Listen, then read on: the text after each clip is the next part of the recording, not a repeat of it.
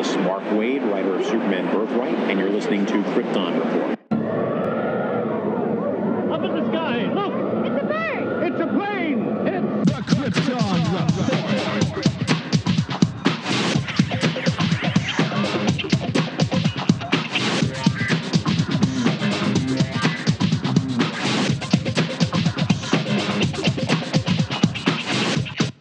Host Tyler, and welcome to Krypton Report, a podcast dedicated to all things Superman, Supergirl. We're going to look at the Supergirl TV series as well as the Krypton TV series, anything that has to do with the characters in their world. Comics, movies, TV shows.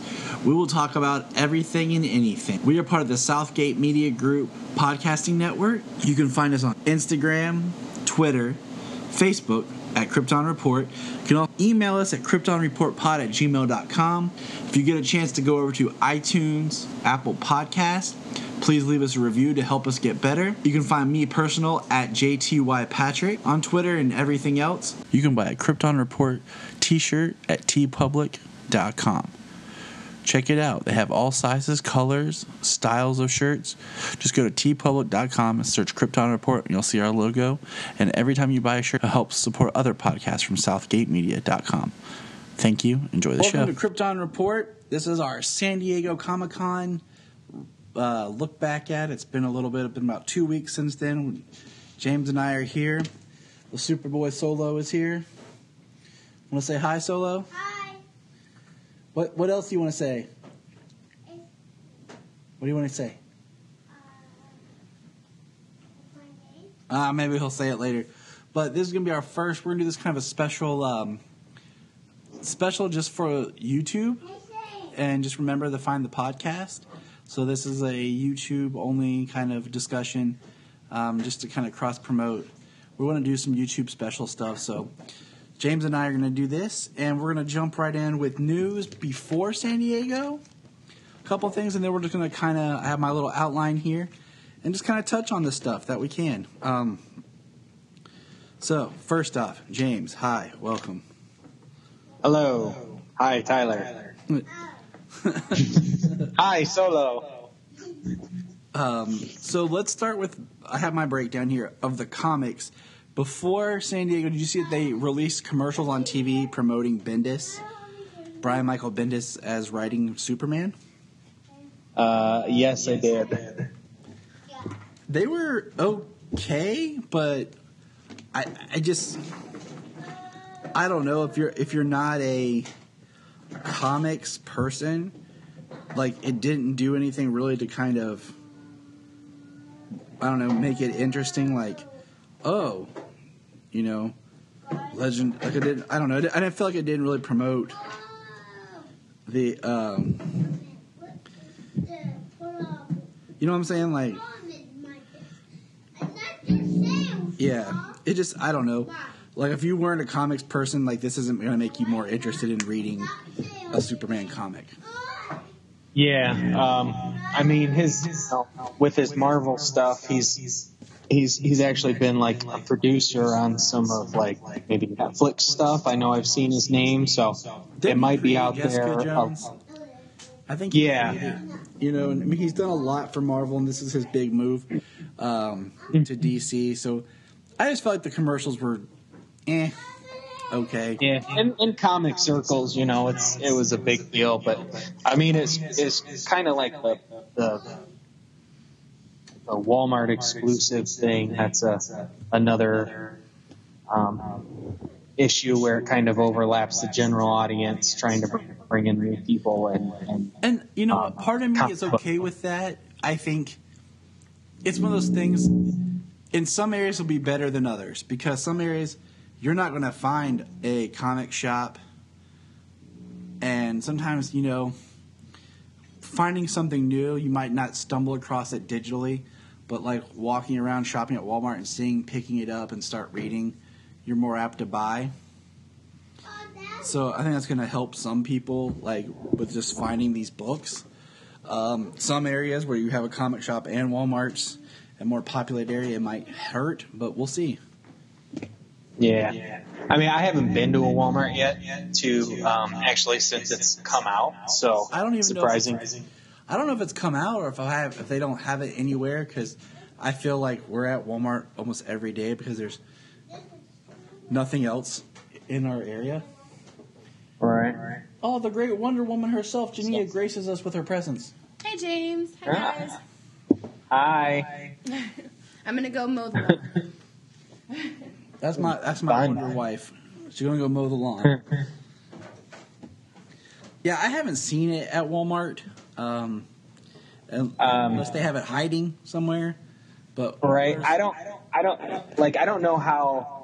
I'm assuming that most Walmarts have a similar setup. I haven't been to any that aren't, local. So, but around here, there's like the area that's around here. It's near the registers, and it's got like all the cards and card collectibles, things like that, magic and different things. And I know in that area they've had for a while now, since Rebirth, little DC 3-pack that you could buy, and it's I saw that, but it was like so random. I didn't know if that's what they were talking about, if they were going to do something more. And like I was at GameStop today, putting $5 down to reserve my copy of Assassin's Creed Odyssey for Jania's birthday. So shh, don't tell her, anybody. But they're supposed to start getting comics. She doesn't listen to this. Yeah, I'll edit that out then. Maybe we'll see. But yeah, so I GameStop was supposed to get some sort of thing with comics, and I don't know if they've started because I didn't see any there today. Yeah, so I mean that's my only. Like I said, I haven't been to a Walmart yet, but that's like the next time I go, that's where I'm gonna look. There's only four collections, so I figure that might not be too bad. Get some older stories, get a little bit of something new that's exclusive to that book. It's a collector's thing.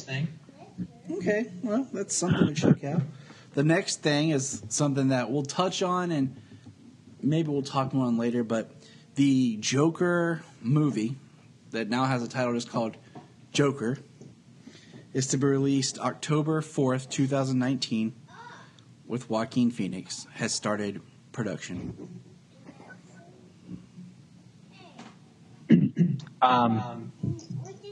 Not like I'm not going to see it. Exactly. Joaquin Phoenix, Joaquin Phoenix, he's pretty picky about what he does. He's usually pretty good. Yeah, I mean, he's in everything that he does. Interesting actor. So I think it's a good choice. It's not like the obvious choice, but I'm not going to really say much or comment on it until I see the one something. thing that the one thing that does interest me in it is I heard something that he had brought up a number of years ago about doing like a character deconstruction piece, and he kind of wanted it to be about a villain, not particularly the Joker per se, but a character piece about a villain, and it kind of went nowhere for years, but now they're kind of pushing it, and it's got a release date now. So, I mean, that's interesting if he's wanted to do it for a long time. It certainly would be something that he would put a lot of work into. And that's about all I got. Yeah, I agree. All right, so that was pre-Comic-Con, really. And then I think the rest of the pre-stuff I had actually kind of filters in with Comic-Con news. We'll start here. DC Universe streaming service. It's going to be coming out in fall. It's going to be $7.99 a month. Or you can pay $75 and get 16 months worth of the service as a pre-order. And we also learned that we're going to have a Stargirl TV series on it. That was a newly announced show that's going to be on the streaming service. which is cool because the Courtney Whitmore is based off Jeff Johns' sister. And so that's where they're going to go. We saw a version of her in Smallville, and then we saw a version of her. Yeah, it does, buddy. Solomon's here looking through my movies as we talk. So I'm fine with Stargirl. I think it's just kind of neat because the streaming service is just a different idea of, instead of saying like, oh man, another hero's gonna be on the CW or another one on TV that might fail, like it's on DC's exclusive. So you're like, oh, they're gonna do it right. Right. Well, yeah. Definitely the interesting thing about it being Jeff Johns being the showrunner, being the creator, the writer, the producer on the show, and Stargirl being his created, his own created character, based on his sister, his late sister. Yep. It's a really good interview with him. If you're a fan of Jeff Johns, yes. If you're a fan of Jeff Johns, there's a very early, like 5 years, maybe almost 6 maybe, years ago, interview on Fat Man on Batman, back when the podcast was good, or Kevin Smith Talks with Jeff Johns. It's a 2-parter, actually. I'd highly recommend listening to it. Actually, I do have that sitting in my downloads. I just haven't listened to that one yet. I'm just going to take a side note. That used to be my favorite podcast, and I like when Mark Bernardin was there.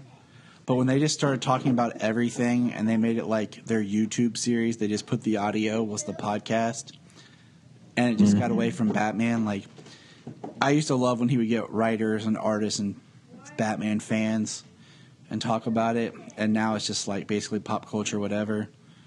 So I miss the old just talk about Batman podcast.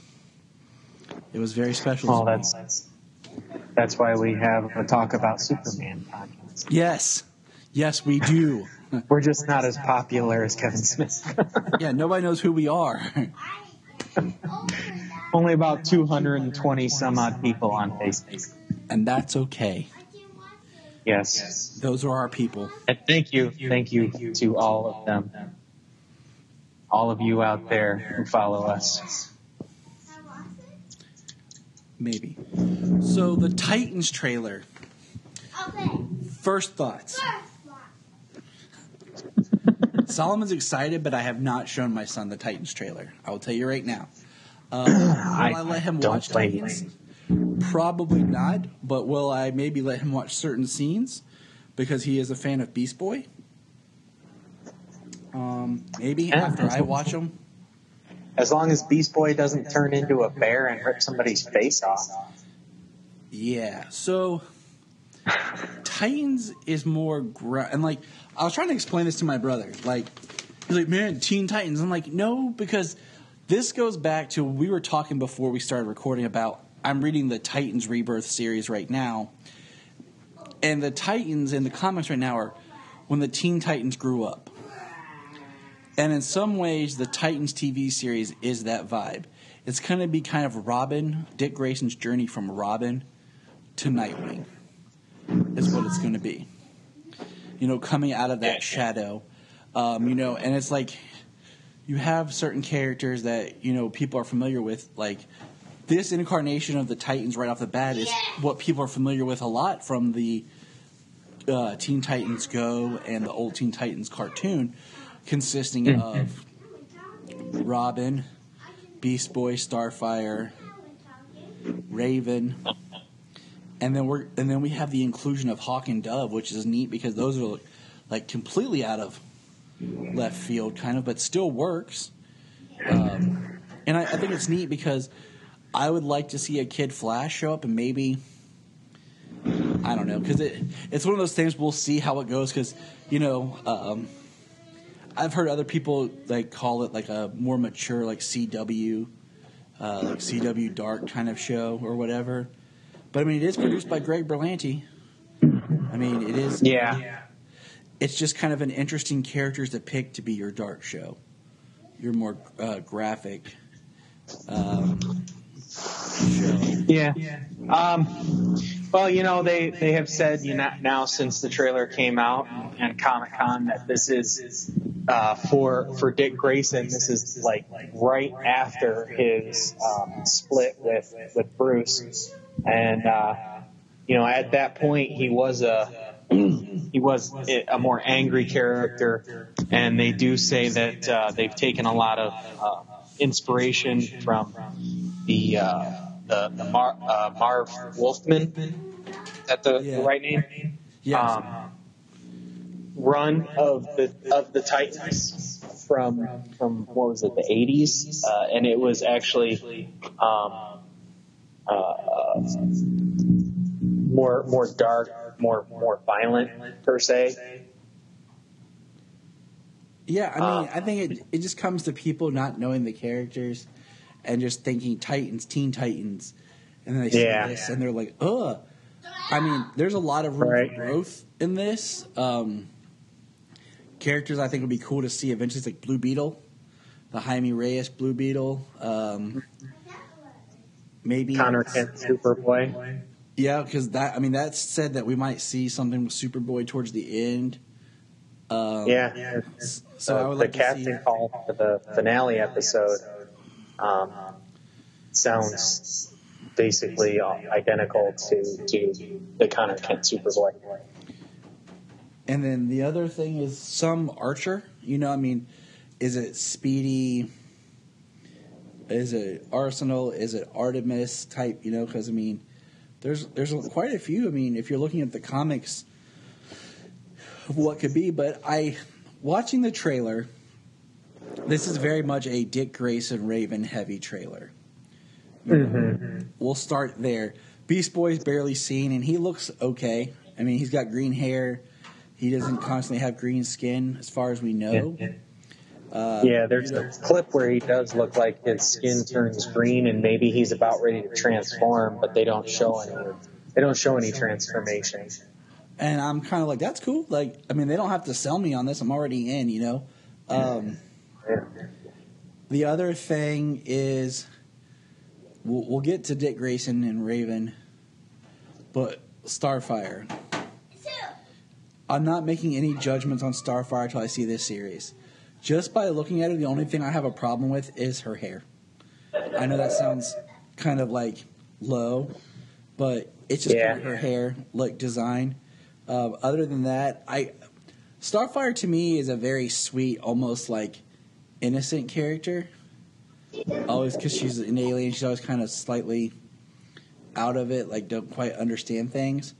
And I just don't want her to be this gritty, dark, full of character. Even in most interpretations that I'm familiar with, she's not like Teen Titans Go, or they obviously exaggerate her innocence and her naivete in those series, but she's still more of a kind-hearted person, and when she does use her powers, the not having green flame is a little interesting, but her eyes do turn green, and her skin does turn orange when she kind of, I don't know, and from the trailer it kind of looks like she flames on like a human torch or something, but that's interesting. But I'm not going to pass judgment until I see it. But having this streaming service platform, they don't have the restrictions like a network television, the CW, or other channels, even cable channels. It's like premium channel where you're free to do what you like. And that can be good and can be bad, because sometimes too much freedom is not good, because then there's no creativity. But I like the look of Robin. It's the best looking Robin we've had, considering that, honestly, in live action we've only had 4. That sounds about right. Including this one, we have Burt Ward, Chris O'Donnell, the guy who did it in the old serials, and now Brenton Thwaites. I mean, yeah. I mean the costume is just perfect. I mean, you could take this costume and put it in the DCEU, and it goes right along. From what they've said, it's more like the focus of the series is more of Raven and Trigon going to be the big bad, possibly. So, the demon, almost basically the devil, somebody the devil could be afraid of in Trigon, and his daughter. I mean, that could easily be a dark concept to work with. yeah, and another thing is I'm not super familiar with the Raven character as far as other interpretations, but I guess there's been a run where she is straight out Trigon's daughter, and then I guess there was at one point where she was just possessed by like the demon that was connected to Trigon, like it was just possessing her. It wasn't her itself. So I'm kind of curious which way that this Raven is going to go, because she definitely looks more different than what we've seen, but at the same time, I mean, this could be all from the pilot episode. Like, everything we saw in this trailer could be cut from one episode. Most likely it's probably the first two, but it could just be one episode. Yeah, I mean, they just wrapped production, how many weeks before Comic-Con? Like 3? So there's a lot of post-production, special effects to be added into the show. We found out now that they are dropping it Netflix style. That it's all 13 episodes are coming out at once. So it's binge-worthy. I will watch the whole thing once or twice that first weekend. I'm like, that's the hardest part. It's like, how much do I do with this? We do know that Donna Troy is coming, which that's really cool. I'm wondering which way they'll go with Donna Troy. I kind of like the way that they've done her in the end of the New 52 into Rebirth, where they took Wonder Woman's original origin of being made from clay and kind of made that into Donna Troy, of her being made by like the Amazons from clay and magic as a foil for Wonder Woman, to kill Wonder Woman, basically to replace her. So I'm kind of curious where they're going to go in with Donna Troy, but I will watch Titans. I'll give it a shot and see. I mean, if it is like too much, I'll at least watch first season, but still, like, I hope it does have some lightheartedness, because the Titans / Teen Titans have always been built on friendship and the companionship of the kids growing up, in a sense, together. So Well, we know that they're not a team yet. I mean, they probably won't be a team until the later part of the season. And I mean, considering some people with powers, depending on where they come from, there could be they all could very well easily be outcasts. The curious thing that I'm wondering about is the episode titled Jason Todd. Like if it's right after the split from Batman, I mean, like, where's that gonna land? How long could he possibly be Robin and be killed and be brought back, if in fact he is Red Hood, not just, he could be just the next Robin coming up. That's kind of what I was thinking. Specify that. I got to think about that more, because like at first you see Jason Todd, you're thinking, man, Red Hood. But what if it's Jason Todd, he meets him and it's Batman's new Robin? And like Dick feels like, wow, like, man. Like, what if, dude, like in the middle of this season he starts and becomes Nightwing? Like, we don't Yeah, know. Like, feels what if they replaced or kept, like, they've kept that all under wraps to the point they're going to shock us all with that big reveal. right, a solid Nightwing costume halfway through the season. So that would be totally worth watching. Just, Yes. I mean, I would totally like to see Nightwing because we don't know what we're getting on the big screen anymore. So we can't. Yeah, they only focused on, at Comic-Con, they only focused on the 3 that are in production. Like, nothing else. Nothing else announced. Which is good.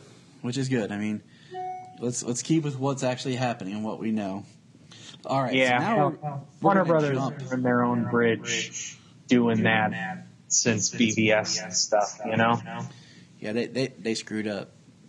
So. Well, what are you going to do?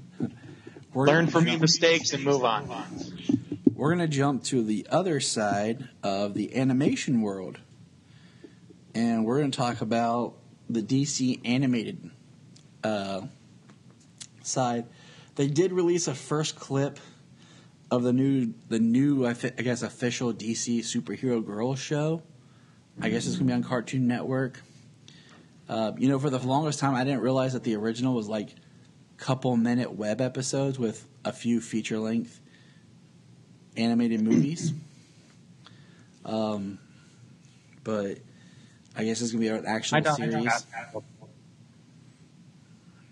I got my daughter 2 of them. Yeah, I mean, we've watched both of, like, the Galactic Games and the Hero of the Year or whatever. We got both of them. Solomon enjoyed them. And my nieces, I got them to watch with them. They liked them. I mean, it's a good show, frankly. I'm interested in what this new one's going to be because the animation looks so much more simplistic. Yeah, we did. We rented the Lego Aquaman movie from Redbox today, and we watched that. Solomon he likes the Lego stuff. That kind of came out of nowhere, just like the Lego Flash movie kind of came out of nowhere. Yeah, and then we watched Lego Batman. We got our first look at, just here recently after Comic-Con, it's kind of wrapped into it, of the reign of the Supermen, and we'll talk more about that later. I kind of want to hold that off for a little bit, but we did get a first look at that, and I just want to acknowledge that it's out there. Yes. Speaking of animation, with just back to DC Universe real quick, we didn't touch on Young Justice. Oh, you're right. How did I forget that in my notes? We did get to see an awesome Young Justice trailer. It was like 5-minute trailer. And it was like a catch-up of like the first season, the second season of what was going on, and then what's going on now. And it looks like the third season is all about like meta-human trafficking. And I've always kind of have a love and hate thing about with the term meta-human. I liked it in the sense of they're people with abilities who range in a variety. Like they'd be like Flash is a meta-human, or Wonder Woman's a meta-human, Superman's a meta-human. But all three of them have different origins and are different things. But then, like, they talk about the meta gene, activating the meta gene and becoming powerful. Then it feels like they're just mutants to me. Right. When some you people, some people aren't capable, and an accident isn't capable of causing them to become a meta. Right, like with the Flash, predisposed. Exactly, because then it takes away the people who do have the accidents that then turn around and become something like Cyborg, the Flash. Aquaman, who was born part human, part Atlantean, and what that means. So, but yeah, I guess that's where they're going to go with season 3 of Young Justice. I hope it does pull back around to, spoilers, the big bad of season 2 of Young Justice. and I'm really itching to rewatch Young Justice right now, and I'm hoping that it's on the streaming service. Yeah, that's my hope. Since it's not supposed to come out until 2019, season 3, I'm hoping the first 2 seasons are available to catch up before season 3 drops. I've kind of been hesitant on buying some stuff recently just because I want to see what's on the service. Like I thought about buying the first season of Young Justice, and eventually I might, but I'm like, we'll kind of hold off for a tick and see what the service has to offer. Yeah. The interesting thing I thought about the trailer, first 2.5 minutes was a season 2 catch up, which one it's needed to go into season 3 because it's been off for a few years. But the interesting thing was the focus on Wally West, Kid Flash, because as we know, he dies at the end of season 2. I still cry. The interesting thing is they focus on it one part, I think, because it puts Dick Grayson and Calder and Connor in a certain position, for where they are going to be when the season picks up, because Nightwing had handed over the leadership reins to Calder. But also, I wonder if the focus isn't on him just for that reason alone. If maybe we are looking at the return from the Speed Force as well. Just a curious thought about it. I know the trailer was definitely for where they are now, but also I have a feeling that being Young Justice, I have a feeling that it was such a big focus, 2.5 minutes, for a reason. So, because nothing in Young Justice happens without reason. That's why it's such a great show. Yes. Solomon, do you want to talk about, real quick while you're here, you want to talk about the Shazam movie? Yeah. So Solomon's going to be going upstairs here in a minute, but he wants to comment. Come here, buddy.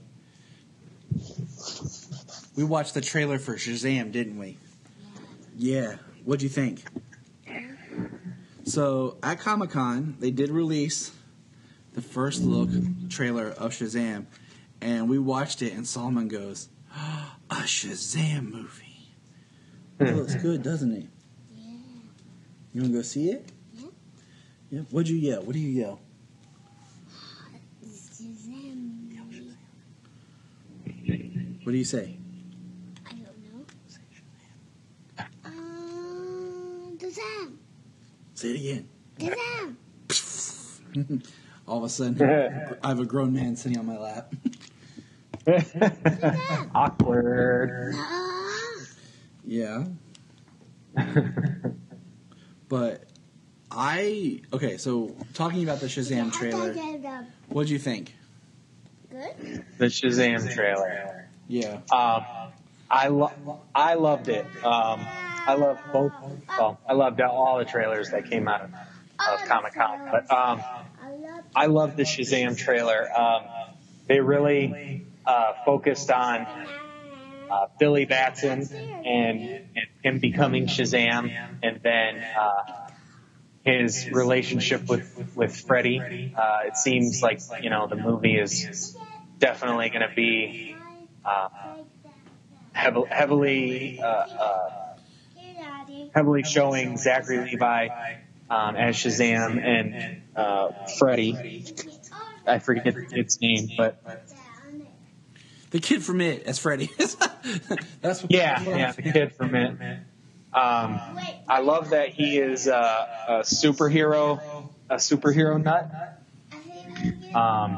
In the trailer, he's wearing an Aquaman shirt, he's wearing a Superman shirt, he's wearing a Wonder Woman shirt. You see the Time magazine article on his shelf about the invasion of Metropolis. Yep. He has a bullet with a certificate of authenticity that the bullet actually struck Superman. That's awesome. You know, he's got article. Yeah, he's got articles. I love how the movie connects everything. Like it goes back to everything that's out there. You know, it connects movies that we've already had, and it looks extremely family friendly. The trailer is hilarious. Zachary Levi looks great. He does. In the costume. What I love is that he plays up the childlike innocence and excitement. You know, like we're going to talk more and more about Shazam. Like as the movie gets closer, we got some things planned. But the movie looks fun. It looks like a good time. It looks perfect, almost like and it's one of those that I think I'm going to love a lot because I like the character. I have some knowledge, and I've read Shazam. I've read I like the way they did the New 52. I love the cartoon of Superman and Shazam that they had. But it's like one of those movies I didn't really have expectations for. So I can go in and just be like, man, I love what I got. Yeah, you can see why, just from this trailer alone, you can see why Zachary Levi was cast, you know. You could easily figure that somebody trying to play a kid, a teenager, a young teen, in an adult body as a superhero. You could definitely see, somebody trying to just, trying to play dumb, Yeah.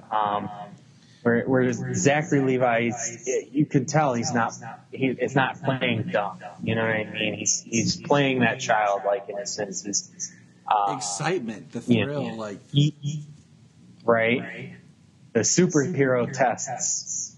But you always got to do that. Like you got to see what you're capable of. Like, right. So I am totally on board with Shazam. Yeah. What can you do? What superpowers do you have? Superpowers? I don't even know how to pee in this thing.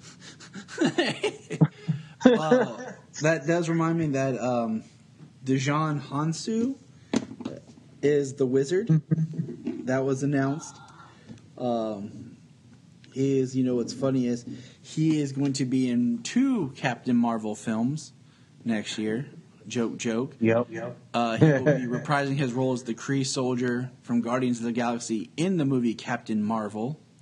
And then, as a lot of people may or may not know, that the character Shazam's original name was Captain Marvel. He said yes, Shazam, he was Captain Marvel longer than Captain Marvel has been Captain Marvel. Yes, and that's a whole bunch of comic book lore and background about the names when everything was like Marvel was in there. Okay, buddy. Don't scream. But man, does that trailer it's a very great first trailer because it's all on, Billy, and Freddy and Shazam. Like we don't really get the other people. We don't even see the wizard. We don't get anything about Dr. Sivana, which is perfectly cast. Yeah. I love Mark Strong. I think he's a great actor. I love him as a villain. I wanted him to be Victor Freeze in like a new Batman movie or something. But I'm completely cool with Dr. Sivana. Yeah. In the trailer, the trailer completely focuses. Like you see the kids, you see the family, but you're not introduced to them at all.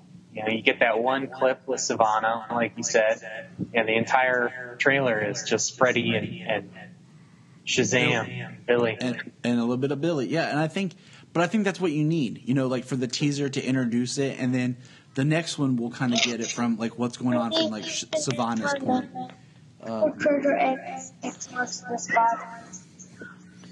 And now I want to see Zachary Levi fight The Rock. Right. There's also the toys of X Treasure X. Okay. X Marks the Bond. They're coming soon. Toys of it. Yeah. So I'm watching the trailer, And you just see the Dr. Savannah. Oh, so you're a bad guy, right? Like he's excited, like he has a bad guy. I mean, you kind of would. It's like, how would you react? Like, I fight a bad guy. Like, I got somebody to fight. And I kind of want this Billy to be kind of a mixture of the Billy from the New 52 comic and the Billy from the animated, what do you call it? The animated Superman and Shazam versus Black Lightning. Yeah. Because I just love Freddy and his, it's like Game of Thrones around here. Right. Yeah, that was a good one. But I just... The whole trailer, the whole trailer has got me very excited. I love that you have the kids who just pick it on Freddy, and Billy's walking away, and then, they say some crap to Freddy, they knock him down, and then Billy just all right. He grabs his Freddy's crutch and just pops them both, It's like he doesn't take it, he doesn't like bullies. He'll stand up. He just doesn't take crap, and that's that's what I like, and the idea. Right. And classic Shazam. He's running from the bullies, and he gets on the subway train, and the subway takes him to the Rock of Eternity, where we do get to hear the voice of Jimon Hansu, and he's playing. That man is getting a lot of work. Yes. Being on the Marvel side, he's the Fisherman King in Aquaman. Yeah, he's literally in 2 DC movies back to back. I was gonna wait and bring that up in the Aquaman. A little flight test. It's crazy. What's crazy is how, going back to conversations you and I've had before on stuff, this film looks tangible. I feel like I could walk in and touch everything in this movie. That my favorite shot though is him at the Christmas Village, and he says Shazam and just boom. Yeah, the lightning strikes. I'm sure the special effects, because some of the things you can see in the movie looks like his bracers and his chest piece, it looks like LED lighting, So I'm sure that they're working on that post, and then the quick lightning strike where he changes. I'm sure that's probably going to be a little different. With some more post CGI work. Yeah, I mean, but just watching this, every scene, even when he's in the Rock of Eternity, just feels like a set that I could walk in and touch and be a part of. I don't feel like we're hanging in a room full of green. Right. Yeah, it's always. Well, it's always much better when you can use practical effects, practical sets. I mean, just from speaking, when the first Thor was produced, some of the sets that they built were enormous, and they were tangible sets, place you could actually go. It wasn't just wasn't green screen to show the whole world, Exactly. The rooms and tables and columns and, a lot of that stuff was actually built. It was actually there, A lot of that goes to the filmmakers, what they choose to do. Solomon. So, and then he finds out that he's bulletproof. I like when he's charging the phones. Your phone's charged. Your phone's charged. When he finds out he's bulletproof, he's so happy. And you're dead. And sorry about your window, but you're welcome for not getting robbed. Hey, what's up? I'm a superhero. which is totally like a, kind of like a young superhero child thing. hey, cool, I did something, but I kind of screwed up a bunch of stuff while trying to do something. So, Right. yeah. But them walking out with all the junk food and stuff, like that's straight out the New 52 comic. Oh, yeah. And then still the logo. I love the logo, how it has the exclamation point at the end. Yeah. It's not just Shazam, it's Shazam! Shazam! Right? Yeah. All right. So since Solomon's still, he's hanging out watching, we're going to move on. We'll get back to the animation, but we're going to talk about the other, I want to say the more completed trailer. I guess that's a word. The Aquaman trailer. It starts, we get a shot of Arthur's father and seeing Queen Mara, or not Mara, dang it, Queen Atlanta on the shore and helping her. And then we're watching the trailer right now. Solomon loves the aquarium scene. Shark.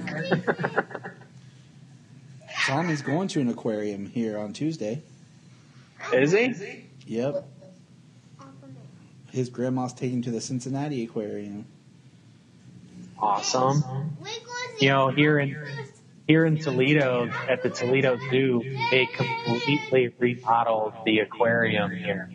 And they got some really awesome tanks, and they've got a pool area that you can walk in, and you can stick your hand in, and you can touch small sharks and small stingrays and stuff swimming around inside of the tank. Awesome.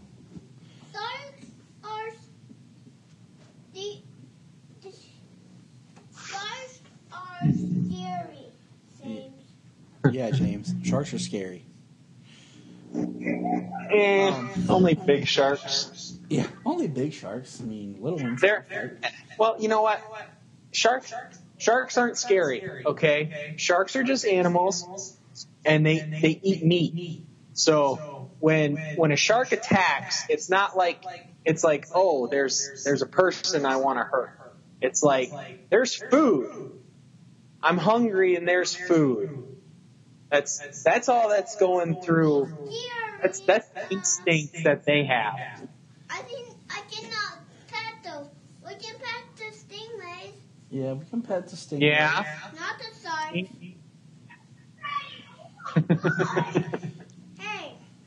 Hey, we're talking Aquaman here. Look.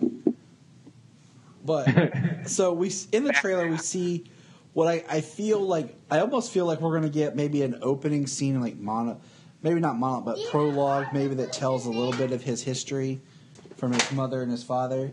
And then I think maybe the first action set we're gonna get is him aboard the sub, which is going to lead to being Black Manta.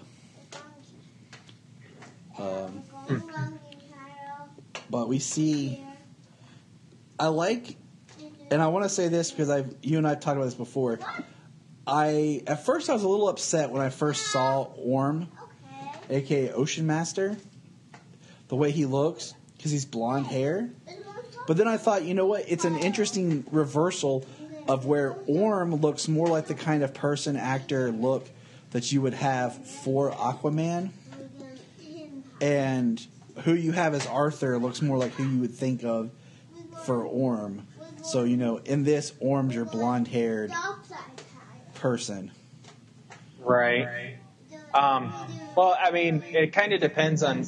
I'm not sure who the king is either of Atlantis, who was Orm's father, but also his mother, Nicole Kidman. Fair skin, blonde hair.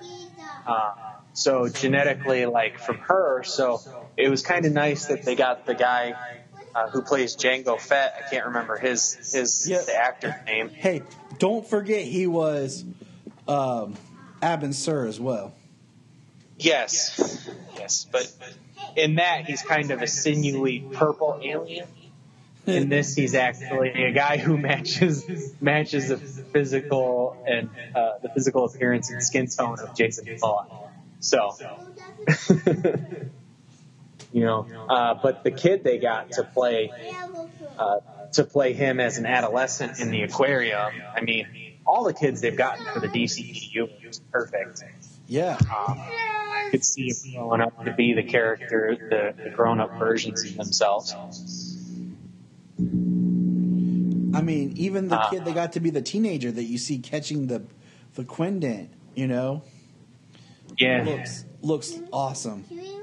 Like a teenage Jason Momoa or something. I mean, and all you get to see of him is 2 quick glimpses. I mean, you get to see him catch that trident, and then it looks like in a scene where he's swimming through a reef and swimming through cave or whatever.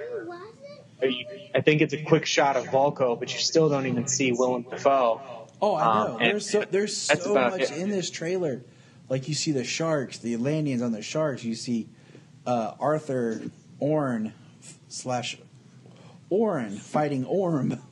That's a mouthful. You get Arthur's life. You get his parents meeting. You get him as a baby. You get him as an adolescent in the aquarium. You get a teenager at some point training, and then you get him probably as an adult, but not. See if there's adult stuff before Justice League, and then is there the rest of it the adult stuff after Justice League? I'm kind of wondering really know. Yeah, I kind of would think it'd be kind of neat if the Black Manta sub stuff takes place before Justice League. Mm-hmm. Where Arthur's a little bit more, for lack of a better term, reckless, loose, directionless. Yeah. He's more on his own, and he's doing stuff. And then after being part of Justice League, he kind of has a sense of himself and where he belongs, and he has friends. And then that kind of is where our story takes place, where it picks up there. I think that would just kind of be interesting, wherever they go with it. Yeah. Man, they show the Quindent. He had the Quindent in BVS, and he has Quindent in Justice League. So we see that actually Queen Atlanta has the Quindent when she's lying on the rocks, and that he's training with the Quindent as a teenager. So he's actually had that his entire life. Well, I'll say, yeah, which explains kind of that was maybe something that she left for him, and, it's something he gets. Volko was supposed to be in Justice League, but was cut. That's a whole other conversation. Yeah. Oh no, shark.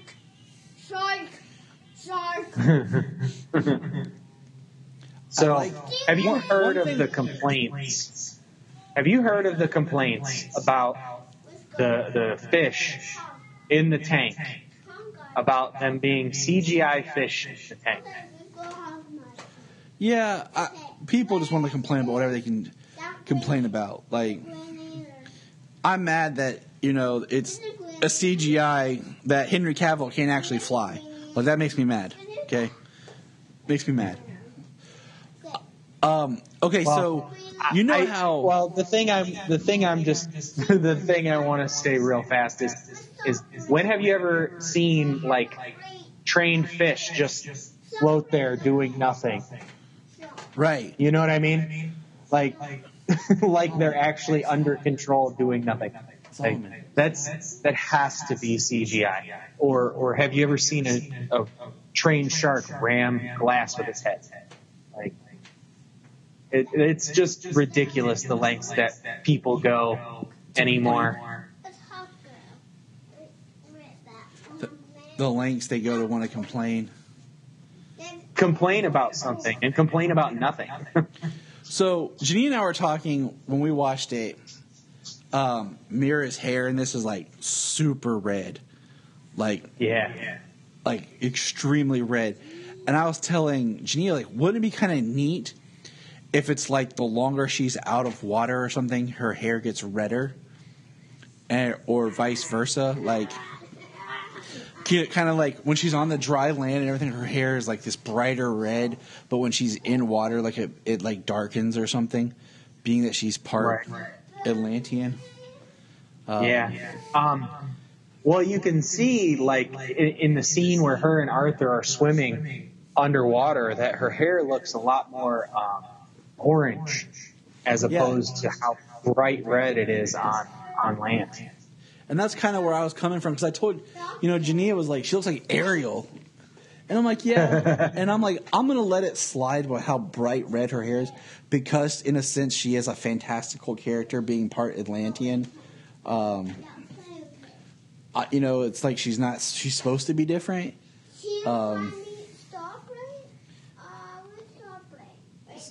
So I'll let that slide. I don't have a problem really with it. It looks good. Mira looks good.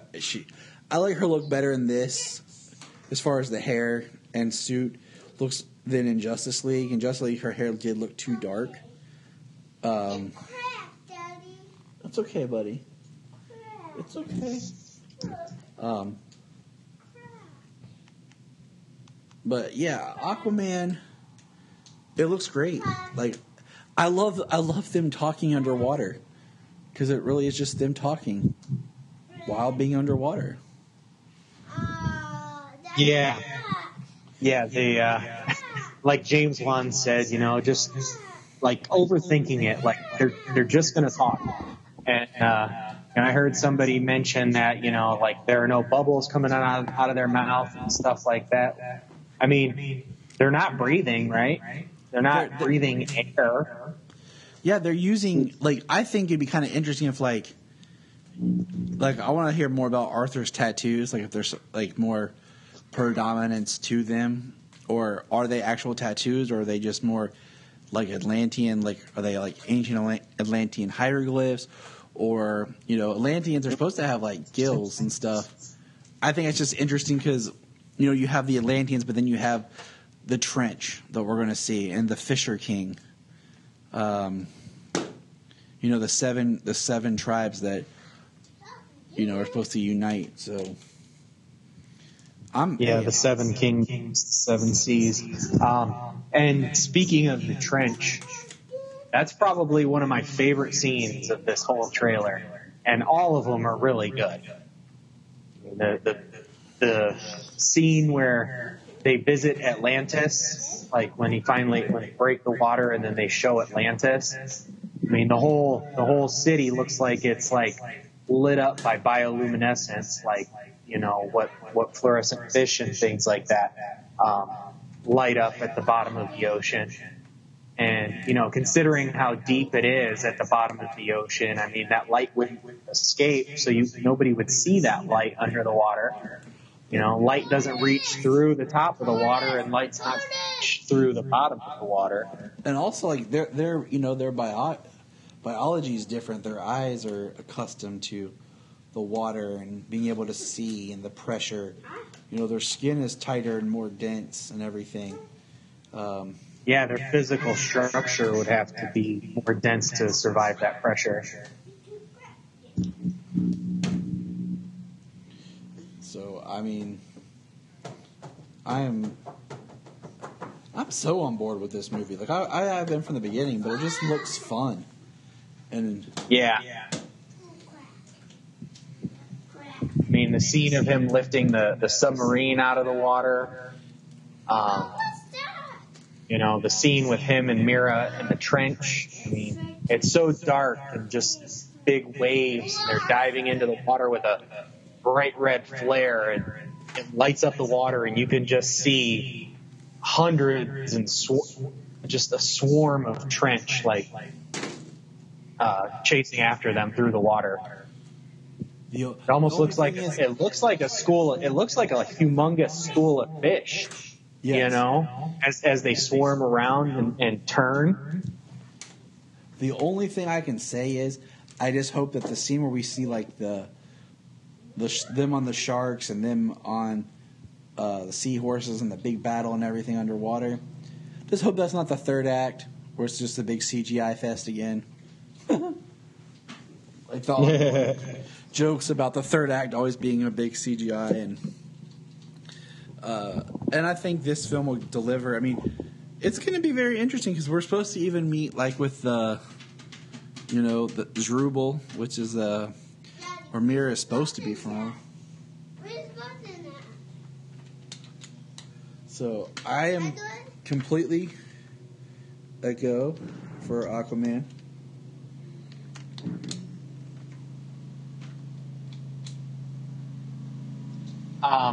And then we haven't mentioned Black Manta. No. Or the armies awesome. of... Yeah.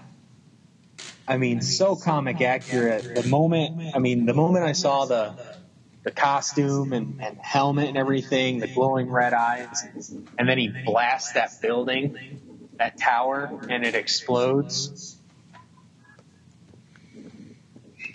It's epic. And there's nothing else to sum up this movie other than epic. Yeah, the undersea battle with the sharks and the sea dragons. It just, I mean, epic does sum it up. Now, they did show a clip there at Comic-Con of Wonder Woman 1984, which I still don't think is the title, but we'll see. And I heard it's great. I saw a pirated screen cap of her. It's like her in a mall, which is kind of cool because if you think about it, in the 80s, not everybody has a camera on them at all times. Like now, it wouldn't appear. So it would become almost like this urban legend, like this lady in a mall, Mm-hmm. There's maybe some security footage, but it wouldn't. Well, and if it was in the 80s and she came out in the public eye, I mean, that's still, what do you figure, 2016, 20 years, 96, his parents were probably killed somewhere in the mid-80s, so Bruce is still a kid. I mean, it's not like, considering, the line that she, stayed away for 100 years. I mean, you wouldn't think that she, like they spoke about in Justice League, that they kind of retconned it a little bit, that she did what she could from the shadows mostly. I mean, she just didn't come. Bruce wouldn't have any knowledge of her existence from the 80s. That's before he started doing what he does. It's perfect. Now, we're going to jump back real quick to the animated stuff because Solomon's going to be going to bed here and when Mommy gets back inside. We were announced that next year we'll be getting 4. That's 4. 1, 2, 3, 4 DC animated movies. We already knew we were getting The Reign of the Superman. And then we got the Justice League versus the Fatal 5. Okay. We have Wonder Woman Bloodlines. We don't know which ones are going to be connected in the in-universe, because in past years they've released 2 continuity movies and 1 kind of outlier film. Like when they did like The Killing Joke, and this year was Gotham by Gaslight. And then the big one was they're going to do Batman Hush. And I almost feel like that could be 2 parts. Right. Well, from what I understand, the story is actually pretty jam-packed. Have you read it before? I haven't read that. I have not read that one yet. It's on my list. So good, buddy. So good. It's one that I like Jeff. The stuff that I've read. Well, the stuff that I've read from Jeff Loeb, I've enjoyed. He's a good writer. And then it's Jim Lee art, and I mean, you almost can't get better than that. So, I mean, it was kind of, this was one of the things that pulled. It was like Jim Lee's big debut into DC was Hush. So, I am, I think it's one that you could weave into the continuity movies, or it can stand on its own. I think either way. Everyone, Are you singing? Either way would probably be very interesting. Considering how it seems like they're doing a really good job of weaving It's like super.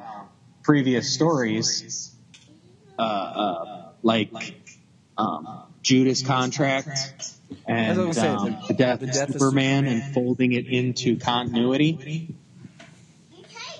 So, yeah, that's why I think it could work. Now, it's a little bit more of our territory. We didn't get much about Krypton Season 2, other than a couple of things.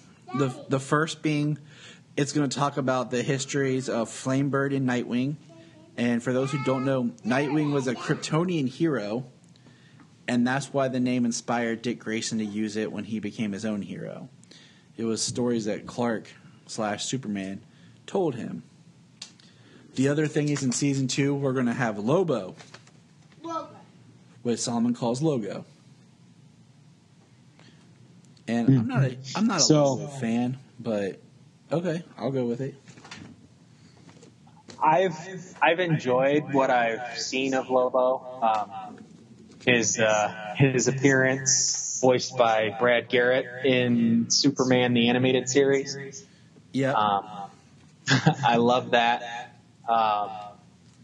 His appearance in Young Justice, which from the trailer he's going to be back in season 3. Trying to think what else. I've read a couple of comics with him in it. I've always thought he was an interesting character, and he's a character that is extremely powerful as is. So, considering Brainiac being in the Phantom Zone, Doomsday breaking loose on Krypton, I mean, there's only Lobo, maybe the Nightwing and Flamebird, if they are actual reincarnated deities on Krypton, or perhaps a Lantern or something. Like Kryptonians as is, they don't stand a chance with Doomsday, even probably a depowered Doomsday as it is now, because how many times has that Doomsday fought anybody or been killed? Exactly. Solomon, stop. You just ripped it, didn't you?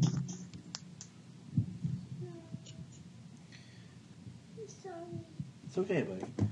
Exactly. And then the other thing that this kind of blew my mind, I heard, and I felt stupid, that Seg-El, his name is Seg-El because it's a play off Jerry Siegel. It didn't strike me either, but it makes perfect sense. Yes. Yes, it does. And then we'll jump over to our CW shows. Not a whole lot happened. I mean, we got teasers. I'm just going to hit. The biggest things we got was a click coming soon teaser that Batwoman's coming. We saw the Batwoman symbol, I guess, signal. And we saw an Arrow, Oliver working out, being in prison. And then I guess there's another Archer or something taking his place. That, I think, feels redundant. But the big stuff here for Supergirl. Well, just real quick, they said that they're actually developing a Batwoman show. So that could possibly, move forward if the reception for the crossover is really good in December. I hope it is. And my thing is, I hope that Batwoman is on Supergirl's Earth. Because we have allusions to Batman, from James Olsen and Clark and everything like that. Clark's friend. I would like Batwoman to be on Supergirl's Earth. Well, apparently the crossover this year is not going to involve the Legends. Nope. The crossover this year is going to be Supergirl, Flash, and Green Arrow, which I'm fine with. I mean, the last two, they kind of, well, the last one specifically, they kind of didn't have a whole lot for them to do. You know, the one before with Dominators was good because they really utilized the time travel element in the Legends episode. You know, whereas as 2 years ago, the Dominators, it was very episode specific for each episode of each show. And then last year's was more like a TV event movie, but the only legend that was involved throughout the whole thing was Sarah. Yep. I mean, Firestorm and some stuff when they did some running on Earth X, but not entire. They didn't do a whole lot with the Legends this last year in the crossover. Exactly. But the Arrow trailer and the Flash trailer, they showed a lot of footage from the new upcoming season, which I enjoyed. Just to touch on those. And then I was disappointed with Black Lightning because it was entire recap. There was nothing new. I was like, wait a minute. I was like, wait a minute. I was like, where is something? Right? I was disappointed with that one. Legends was cool too. You know, they showed past stuff. They showed some new stuff. A little bit of both. Now we're on Supergirl. Take her away. So with Supergirl, we get a trailer with voiceover. And the voiceover, we learn, like, not really in the trailer, but kind of afterwards, Solomon, stop, is done by Sam Witwer, who has been cast as Agent Liberty. Sam Witwer is a great actor, known to Superman fans as Davis Bloom from Smallville Season 8. He was the human form of Doomsday. Which he did a great job with what he was given, by the way. Oh, yeah, he did a great job. I love him in that role. He was excellent, yes. I mean, I think Season 8's really good. I mean, I don't like every choice they made, but, like, as far as, like, the actors, he was awesome. Oh yeah, I for me personally, on quick tangent there, for me, I find season 8, 9, and 10 really good. I mean, they brought up new showrunners, but that was like those 3 seasons were a particular, you know, it's some questionable decisions, but those 3 seasons was really his growth from being Clark Kent as we knew him the first 7 seasons into becoming Superman. Yeah. By the end. And I mean, it's kind of just weird because, like, it was still Smallville and they were still trying to hold on to, you know, the Smallville stuff, but it was basically all Metropolis based. Season, I mean, we're not going to get into a whole Smallville conversation at the moment, but I think season 7, season 7 is definitely the season of that show I think that didn't quite work as well for multiple reasons. They kind of tried to do other stuff, but with Supergirl, we see a shot of what appears to be a new Supergirl costume. And I'm really hoping that it's the other... Because remember how at the end of last season, Kara time traveled and has like a doppelganger double? I hope it's her suit or like a space suit or something. Because what it reminds me of, honestly, is if you've ever read the one-shot during the New 52... of Superman Future's End. I think that's what it was called, Future's End. Future's End? Yeah. Yeah, that weekly... Basically, Superman, like, as in Clark, Superman disappeared or is dead or something. I never read it because I just felt like it was too much stuff going on. But the one shot was Shazam took over being Superman, and that was, like, his costume. Had the helmet and everything. It was kind of basically DC's version of Days of Future Past sort of thing, where it all had dealt with Batman Beyond and time travel. But so we got that with her. We had David Ajala cast as Manchester Black. We have Rana Mitch. I'm horrible with names, people. I apologize. She's cast as Mercy Graves. And then we have Nicole Maines as Naya Nal, a.k.a. Dreamer, one of the Legionnaires. April Parker Jones as Colonel Haley. Those have been the big things for season 4. I do like how they're still leaning into the Legion stuff. That's really cool. I'm excited to see what they do with Manchester Black. I mean, we know that me and you know that and a lot of people do that his telekinetic abilities are nearly unparalleled with how powerful he is. Mm-hmm. So we'll see what they do. I mean, there haven't been too many complaints about the effects and things like that from Supergirl over the last 3 seasons. So it'll be pretty interesting to see what him and maybe the Elite do.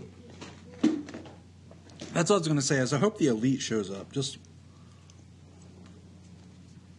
full on. Just do the story arc. Yeah. So, the one thing with the trailer, they show a little bit of new stuff, but it was mostly recap, going with the monologue from Agent Liberty. Yep. And excuse me. That just kind of bums me out when it's just kind of recap. Yeah. I'm hoping when we get a little closer to October, they'll start showing, they usually do release a season trailer when it gets closer to the actual release of the season. Yes. So I'm hoping to see some more interesting content, especially from Supergirl. Seeing as I out of the 4 Arrowverse shows, it seems like that one had the least amount of new content in the trailer. Yeah. Arrow was pretty much all season 7 stuff, at least from the first episode or 2. Flash was mostly similar. I mean, there was a little bit of stuff from season 4, but same with Legends. There's a little bit of both, but Supergirl, it was almost all recap. And then the other thing is, we have a recent rumor that Superman Baby showing back up in season 4 of Supergirl. I think he should, just to kind of keep that continuity, keep him around a little bit. But I mean, he took all of season 3 off. It could be interesting to have him show up again, just for a little bit, and then him disappear again. So that's pretty much all of the San Diego / current stuff. You can find us on Instagram, Twitter, Facebook at Krypton Report. You can also email us at kryptonreportpod@gmail.com. If you get a chance to go over to iTunes, please leave us a review to help us get better. If you're an Amazon shopper, just remember you can go to southgatemediagroup.com. There's a portal login to Amazon, and you'll shop into your account just regular, but it also helps keep all the podcasts on and helps keep Southgate running. Remember, look up in the sky.